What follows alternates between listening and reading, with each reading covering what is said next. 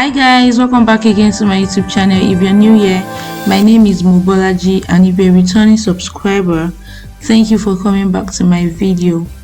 As you can see in today's video, I'm going to be doing another makeup transformation. I'm going to be taking you through all of the process: skin work, eyeshadow, highlight and contour, and the turban. So I partnered with Susie's Touch to bring you this video. She's the girl stylist that did the turban for me. So in this video I skipped the skin prep again because I already have a video on my channel where I covered my skin prep process. Please, if you need any information on skincare, please go back to that video, refer to the video and watch the video again. Okay, so the very first thing I did after my skin prep was to go in with foundation, and after blending in the foundation properly, I went in with my cream blushes from TMessentials, and I went in with two shades. I went in with Cruise and Whipped. Cruise is the bright pink while Whipped is the orange one. I mixed the two because I just like to mix pink and orange for my light skin clients and models, and as you can see, everything blended in so well and so beautifully. And on a normal day I don't do cream contour, but I don't know, this particular day I just felt like I could use some cream contour, and I brought out the TMessential blush in Get Into It, and I used it for my blush and it worked perfectly well for me. I liked the end product, like the result I got. It was really nice and it blended in with the blushes. Can you see? So beautiful.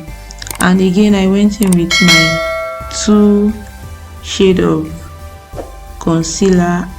The first one that looks a little bit dark, or like more like a shade, is Fawn, and the other one is medium beige, and I blended it in. I've explained this step also in like two previous videos.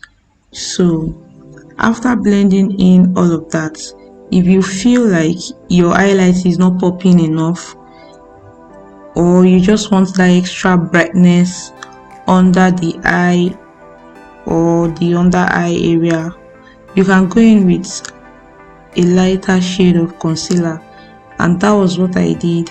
I went in with another shade of concealer from my Nuban Beauty concealer, and it gave me the results that I really desired.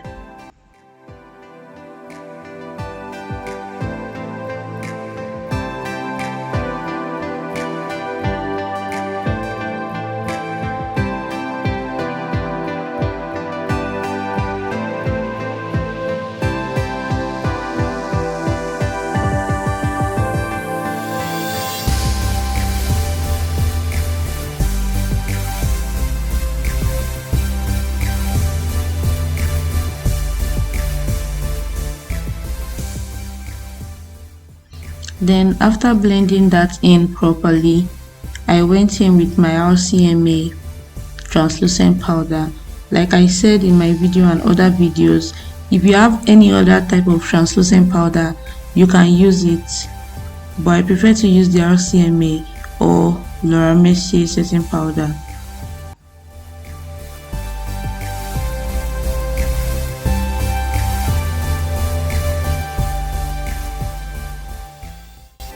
Then I placed the setting powder in all the areas that I've highlighted earlier. Then I went in with powder from my Beyond Beauty pressed powder, and I just placed it all over her face.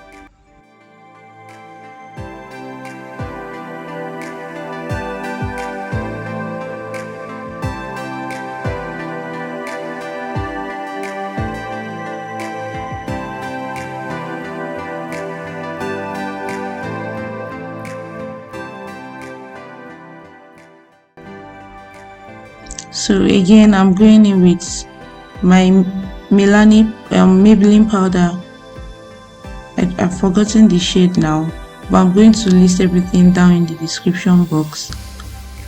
I'm just doing that just to bring back brightness to the face. Then I locked everything in with my Kiss Beauty setting spray. If the person's skin is really oily, you can skip that step where I set with spray. So now I'm going in with a little dark powder from my V Beauty powder palette.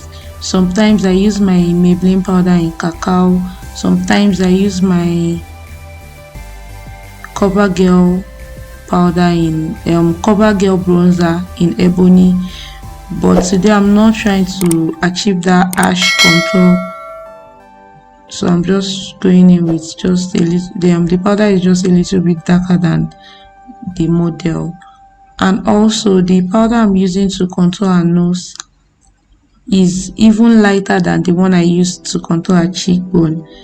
I just feel like the contour on the nose shouldn't be as harsh as that of the cheekbone, but whatever rocks your boat, you can so far you can blend it properly, so you can use the same powder. But for me, I choose to use a lighter powder for easy blending. So now I went in again to powder the blush that I placed earlier. So I'm going in from my V Beauty blush palette. I'm just basically mixing one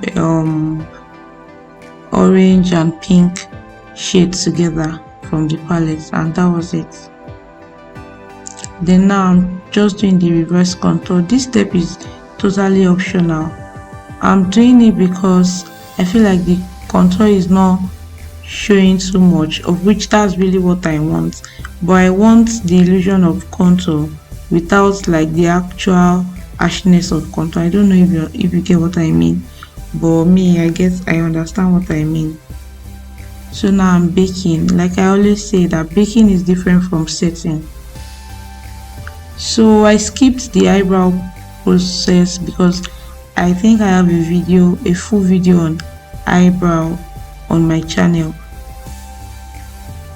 and if you want me to do another video, please indicate in the comment section if you want another eyebrow tutorial. So now I'm just taking you through the process of the eyeshadow. After drawing the eyebrow and after concealing, I just went ahead to set the eyebrow with a powder from my powder palette. You can use your translucent powder as well, but I just chose to use a pressed powder from my powder palette. And I'm going in with a brown transition color. The shade is very close to the shade I used to contour the nose, because I want that area and the nose contour area to blend in together. So I'm using a blending brush to do this step. I'm just placing it in the crease, blending it outwards and blending it towards the nose contour.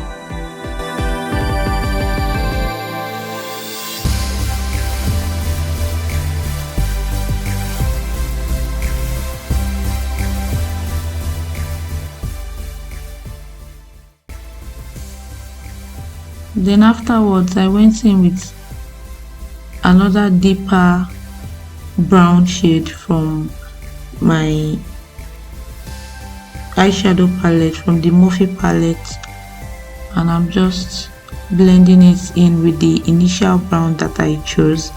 And then I'm going in with another brown peachy color at the outer corner, so that it can serve as the contour for the eyeshadow that I'm about to place on there. So now I'm just using a blending brush that does not have any product to marry everything together and blend everything together.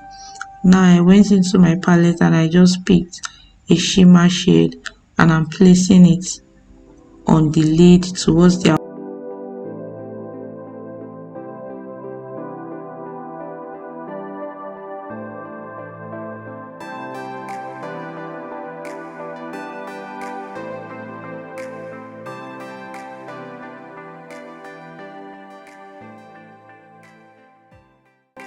Yeah, just like that. You can leave the eyeshadow like this line and you're good to go. This eyeshadow look can pass for any event, but I want to top it up with glitters. And the glitters I'm using is from Candy Beautyline. I'm using Coco Allure Pinky and Smokey. I mixed everything together in a palette, placed my eyeshadow glue or glitters glue on the lid with my finger, and then I'm picking the already mixed glitters with a fluffy eyeshadow brush, and I'm placing it where I've placed the glue. You can also use your hand for this step, and afterwards I'm lining with my MacBook liquid liner, and then I've gone ahead to place my lashes. I used the Msmetics Lashes. Is one of the premium mink lashes, and this style is on fleek. And then I'm lining with my blue Msmetics pencil, and then now I'm smoking it out with a blue eyeshadow because I just want that smoky effect on the lower lash line.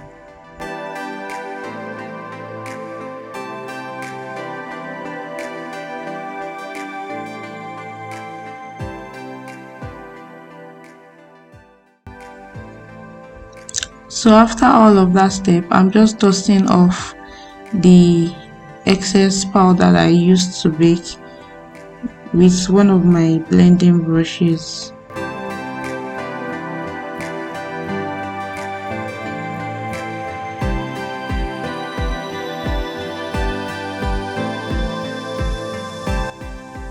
Now moving on to the lips, I'm lining the lip with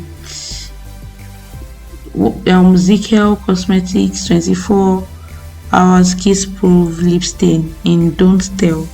Is a brown matte shade, and I just picked very little because I just want the effect of the lining, but I just want it to be obvious that the lips are lined, but I do not actually want like the darkness of that liner. That's why I'm going in, like that's why I'm doing a really thin line.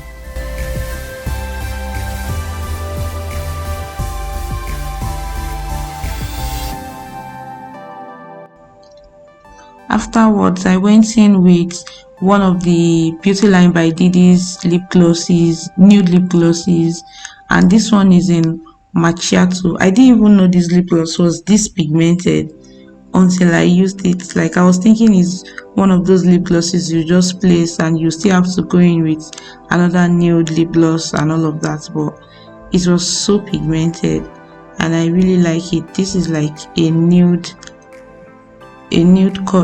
color. So I went ahead to blend the lips with a blending brush again. Afterwards, I went in with this Polar Beauty gloss in Elewa because this one is more like a pink lip gloss and I wanted that pinky effect since the eyeshadow is almost pinky, peachy and all of that. So I did the final spraying before going in with my highlighter, Artist Couture in Sugar Daddy as usual. Then I topped it with the Nuban Beauty.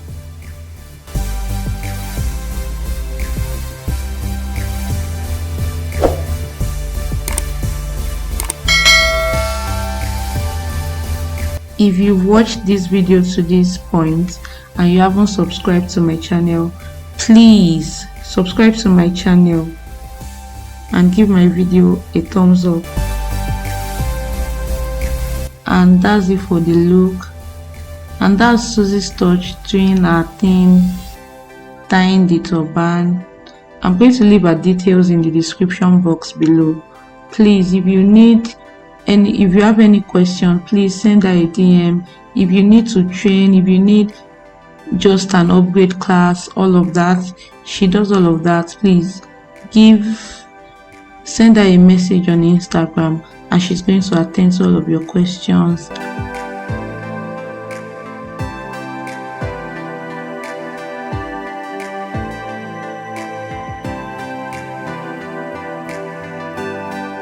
So I think she did some pleats at the front.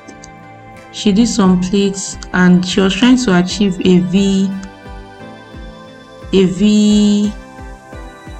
I don't know what they call it. I think a V shape at the front. So she pleated it at the front, pleated the other side and brought it all the way forward.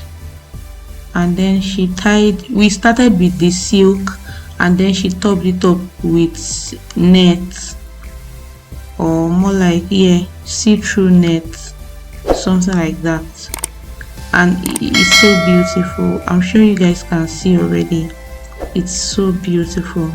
Please, if you want to train how to tie turban, gele and all of that, please send Susie's Touch a message on Instagram. She's going to attend to you very well. And we've come to the end of this video. If you did enjoy watching this video, please give this video a thumbs up, subscribe to my channel, drop a comment or two, let's interact in the comment section, and I'm gonna see you guys in my next one. Thank you for hanging out with me. Bye.